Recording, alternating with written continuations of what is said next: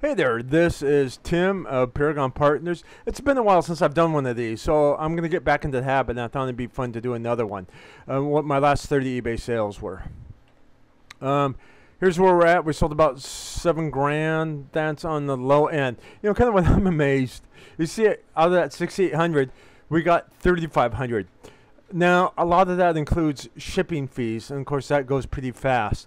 But it is interesting to see where all the money goes on this. All right. This was a speaker for a Toyota 4Runner, and I picked this up. It was just excess in some other lot, so for me it was free. And I picked it up, and I was surprised how much they're going for. So it took about 2 weeks to sell it, but overall I was pretty happy with it. Oh, now this one had been hanging around for a while, over 6 months. It was over 65 batteries for a particular walkie-talkie, and I wasn't able to test any of them, so who knows what the state was.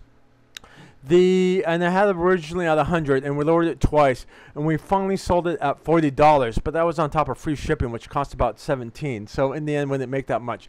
But the bugger with this was when we packed these, we had to put each of these in their own little baggie, because if the contacts touch during shipment, that can actually spark a fire. So we actually isolated each one of these to prevent that. So just the handling charge took longer on this one as well.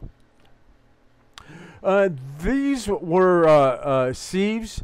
We got these out of a medical lot we purchased, and these were just surplus to us. So I looked these up, and they're about 30 bucks a pop. I originally listed them for 20 each. And you can see we originally settled on $42 with $10 shipping. Like I say, for me, these were free, so I'm not going to complain about any price we got for them. My partner, you'll see a couple of these, he bought a huge lot of a watchmakers going out of business. And he's a pro with metals. So he listed this, and we got some good money for it. Now for me, this was another one that was a freebie. This was picked up in some excess lot and was just standing there. I couldn't sell this on Amazon, so I put it over here, and I got the 20 bucks for it. Here's some more excess gold out of that watchmaker's lot. Just good for scrap, but it did pretty good. Oh, this was a Roomba repair kit.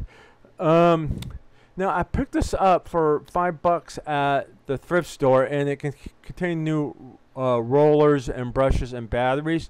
Unfortunately, the buyer who bought this said the batteries didn't fit this particular model, so he sent it back. So it was a good unit, just bummer for us it got returned. Now, this is a home theater receiver. I got this, I have to remember, it's about $7 at a half-off day at a thrift store. I actually should have taken pictures of this, slide it on. And you can see we got 56 out of it, so I'm happy with this one. Last one, this is just more excess jewelry. Now, I know on the whole lot, he spent just over $1,000, and on this and other things, we've already made our money back, so I'm pleased with this purchase. These are a switch for a stove range. Now, normally I wouldn't list something this low, but I had like about 20 of them, so I listed this as each price. But still, even after I sell it and I pay the selling fees and the free postage, I don't even think I'm making $1, so it was barely worth it. This is a Arlo. I had 2 of these. The first one did well. The second one, it just got returned to me. The gal said it had a fuzzy picture, and I think that's just pretty much a bandwidth issue. So I'm a little disappointed in how it went. Especially, I bought new batteries for this. So this one was a bummer for us.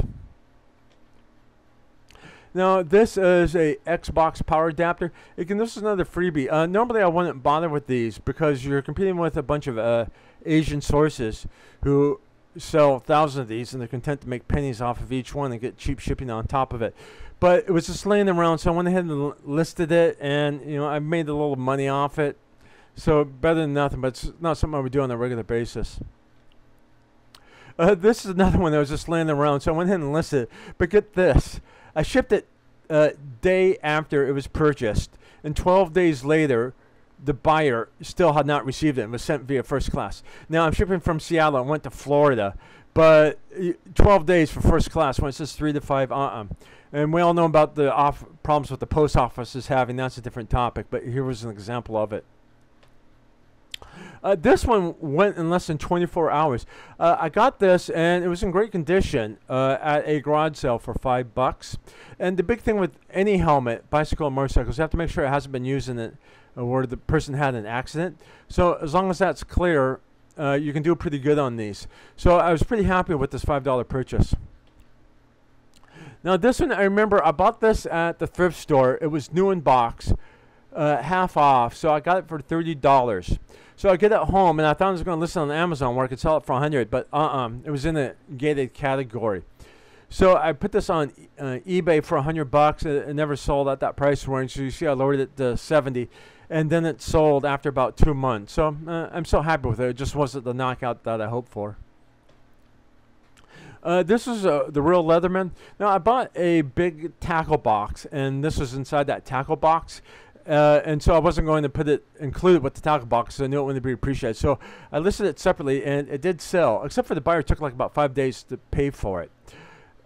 And these Royal Leathermans, they do pretty good. Now, if you get into the Chinese knockoffs that are just made out of pressed metal, they don't do so good. But since this was the real McCoy, it did okay.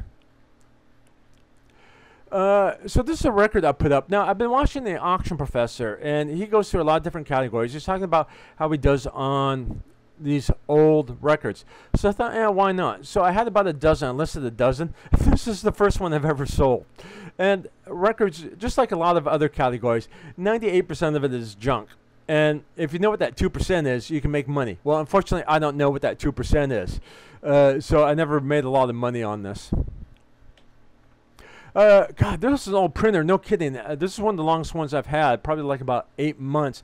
And I finally sold it. The one thing I regret was when I originally listed it was at the $150 price with free shipping. When I lowered the price, I forgot to add a little to the shipping. So and the shipping costs like $35. So that took a chunk out of it as well. So I regret that a bit. But this came with a big surplus lot. So we had essentially zero cost into it. This is another thing that came out of a big medical surplus lot that we purchased. So for me, it was free because we already made our money back. Normally I want to do something this low, but since it was in there and I didn't want to throw it away, I just went ahead and listed it, and we got a little money out of it.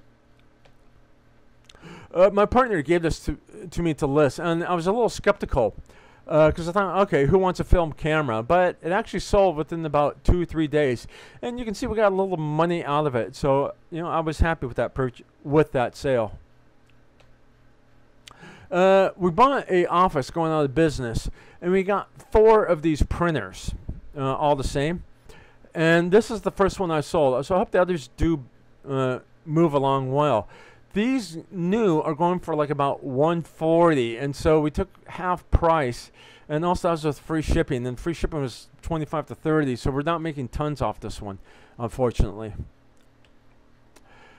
Now, this one was also in a surplus lot. So for us, it was already paid for. And this took about a month to sell, so it didn't go fast, but I was happy with the price. Now, this I bought at a thrift store, half off sale, and I got for $2.50. So I'm thinking, woohoo, okay? So then I sold it for $22. So the buyer gets it and says the motor's not working, and I should have tested. That was my fault. So the buyer went ahead and returned it, and I had to refund this. So for me, this one was a negative. It was a hole. So I definitely should have tested this. I didn't because it looked new in box. I thought it had never been used. Everything was still there, and the plastic was still on it. But that one's my fault. Now here's a model. Now normally I never sell models or games without the plastic wrap, because as you know, the big deal is you can never tell if they're complete. And with these models, you never know if just one plate is missing. Now, I was at a garage sale, and this was actually in the free box. So I opened it up, and it all looked complete. So I thought, well, I got no money into it. So I went ahead and I listed it, and I did get the $20 out of it. So for me, that was all profit. Here's another thing, a washing switch. It's only because I had like about 5 of these. So I could put them all up as one group. But normally, I'm not into things this slow. This one is another part for a washing machine, and normally I'm dealing with parts in the $10 to $30 range, so I was surprised with how well this control board went, and I'm glad I got the price for it. Now this one, I was surprised. This one lasted less than a day, and I got the full asking price for it too. I got this for about $5 at the thrift store when they had their half off sale, and this is a phone handset extender. And this isn't for your cell phone. This is for a good old landline. So I think, okay, who uses landlines? But it still did a pretty good job. I'm happy with the price on it. Now this, in some ways, almost surprised it's old. So this is an old VHS model. The big thing with this was it wasn't working. So it's only for parts. Now, when I originally calculated the shipping cost, I thought it was going to be about $20 to $25. So I put it up for $50. I took $40 and I put $10 shipping charge on it. But the shipping was more like $35 when I finally shipped it. And damn, this thing was heavy. I mean, this came out of the 70s. So there was a lot of weight on this. So I didn't make as much as I hoped because I underestimated the shipping by at least $10. This is a video camera. My partner gave this to me. He picked it up someplace. I think he spent about less than $10 for it. And, I'm surprised these video cameras still do well. Now, the big thing with these video cameras is you do have to test them. When I don't test, God, you have a really high return rate on these, and it does affect my performance overall. So you need to test them if possible. I believe this is the last one. This, again, came out of the thrift store on their half-off sale. I paid less than $5 for this. And one of the bumpers I was just talking about testing. Well, I couldn't test this because I didn't have access to a 12-volt source to run this. So I offered it with a 30-day money-back guarantee on it. And, luckily it sold. Originally I had this for $29. We took a $23 offer on it. All right, you hear this every video. Be sure and comment, like, and subscribe. If you have any questions, let me know. Cheers.